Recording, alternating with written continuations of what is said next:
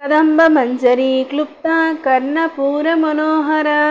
కదంబ మంజరీ క్లుప్త అనంటే కదంబ పువ్వులు పుష్పగుచ్చాలుగా అమ్మవారి చెవులకు అలంకరించుకొని ఉంది.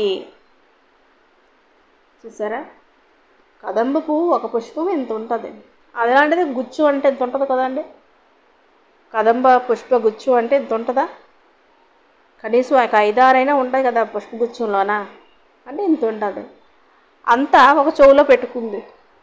ఈ చెవులో ఎంత, ఈ చెవులో ఎంత పెట్టుకుంటే ఆమె మొహం ఎంత ఉంటుంది చూడండి.